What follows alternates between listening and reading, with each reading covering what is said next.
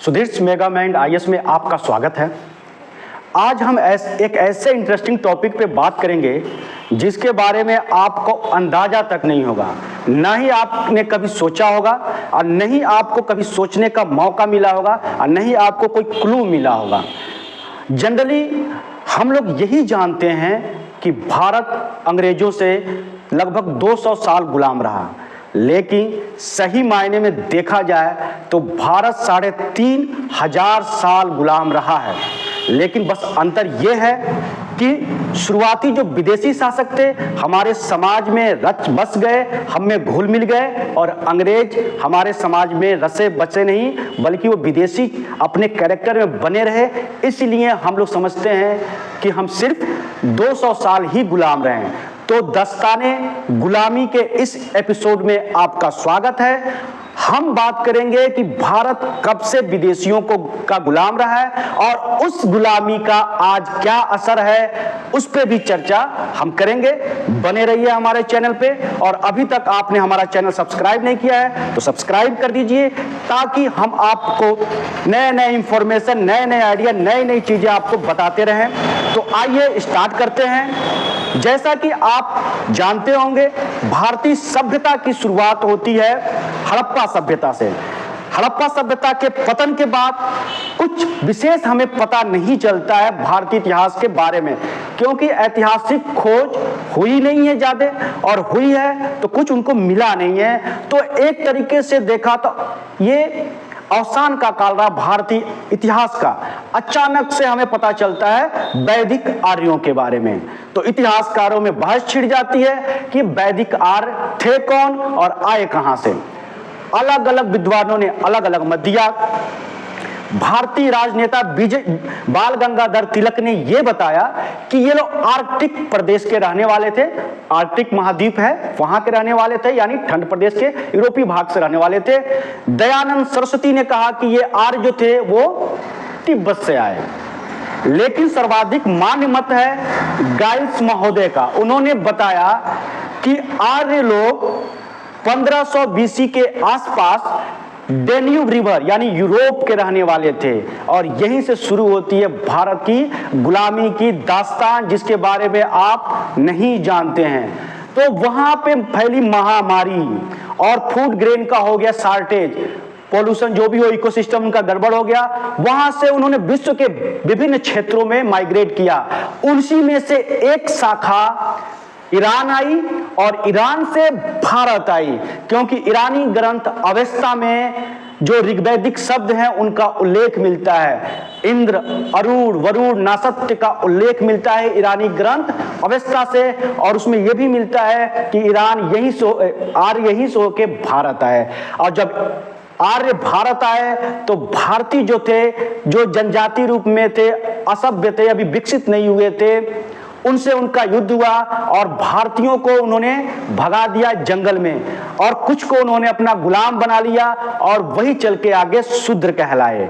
तो जो नेटिव भारतीय थे वो शूद्र कहलाए, और उसमें से जो जिनकी आर्थिक स्थिति अच्छी थी, मानसिक और शारीरिक अवस्था अच्छी थी, वो वैश्य कहलाए। यानी भारत के जो असली नेटिव लोग थे वो वैश्य और शूद्र की श्रेणी में आ गए, और आर्यों ने एक नए समाज की रचना की। भारतीय समाज को समाप्त करके एक नए समाज की रचना की, और उस समाज के सर्वोच्च बन बैठे, और भारतीय समाज को 4 वर्णों में बांटा: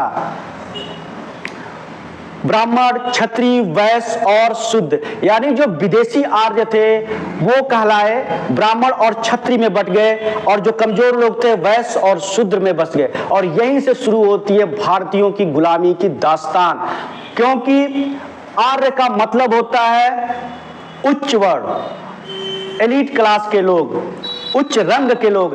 आर्य का मतलब होता है गोरे रंग के लोग, क्योंकि महाभारत में आपने सुना होगा गांधारी कहते हुए बैठिए आर्यपुत्र, मतलब उच्च कुल के पुरुष बैठिए। तो आर्य शब्द बताता है उच्च कुल का, जिनका रंग गोरा हो, चेहरा बड़ा हो, नाक लंबी हो। और आप देख सकते हैं इस वर्ण के लोग पाए जाते हैं उत्तर पश्चिम में। तो आर्य लोगों ने उत्तर पश्चिम पे कब्जा किया और एक नए भारत की निर्माण किया, एक नई संस्कृति का निर्माण किया, जिसे हम भारतीय संस्कृति के नाम से जानते हैं। लेकिन हम आर्यों को विदेशी क्यों नहीं मानते हैं? क्योंकि आर्य विदेशी चरित्र में नहीं बने रहे, उस कैरेक्टर में नहीं रहे। उन्होंने भारतीय समाज को, एटमॉस्फेयर को, कंडीशन को, कल्चर को अडॉप्ट कर लिया, इसलिए वो भारतीय बन गए।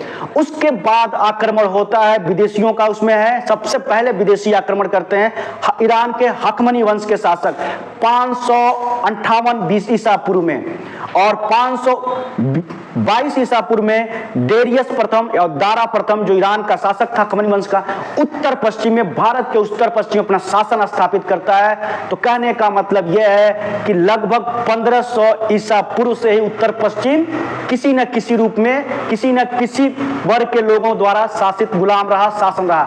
उसके बाद 322 ईसा पूर्व में सिकंदर आक्रमण करता है उत्तर पश्चिम में, और उत्तर पश्चिम के अधिकांश राज्यों को अपना गुलाम बनाता है। और जब सिकंदर यहां से जाता है तो अपने सेनापतियों को सौंप देता है उत्तर पश्चिम का भाग, जहां पे वो एक राज्य कायम करते हैं जिन्हें कहते हैं बैक्टीरिया राज्य, जिसमें अफगानिस्तान का अधिकांश भाग शामिल रहता है।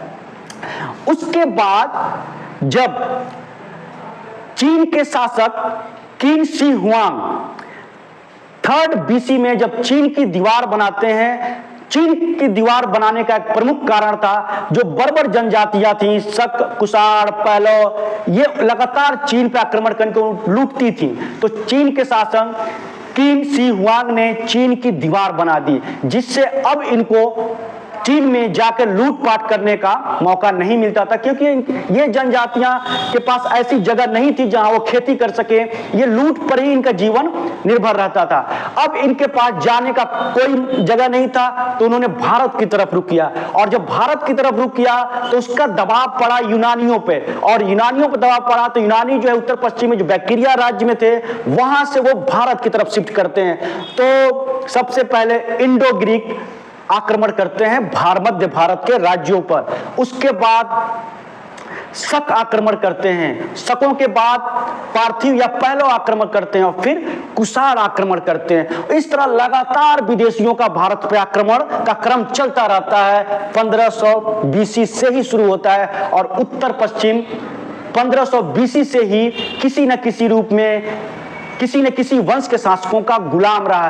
तो ये वहां पे यही कारण है कि उत्तर और उत्तर पश्चिम के लोगों में अभी भी उनकी मानसिकता में गुलामी पाई जाती है। जैसे बड़े आसानी से उत्तर और उत्तर पश्चिम के लोग बाजारवाद के, उपभोक्ता संस्कृतिवाद के गुलाम हो जाते हैं, तो उन्हें गुलामी मानसिकता पाई जाती है।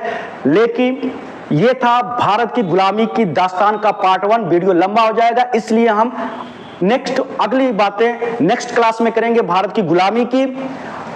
तो आज के लिए बस इतना ही। तो हमने क्या देखा कि भारत आर्यों का गुलाम रहा, आर्यों के बाद यूनानियों का गुलाम रहा, यूनानियों के बाद शकों का गुलाम रहा, शकों के बाद पार्थिव पहलों का, उसके बाद कुषाणों का भारत गुलाम रहा, और विशेषकर उत्तर और उत्तर पश्चिम के क्षेत्रों में। नेक्स्ट वीडियो में देखेंगे कि कैसे सल्तनत काल के मुस्लिमों ने और मुगल काल के मुस्लिमों ने भारत को गुलाम बनाया।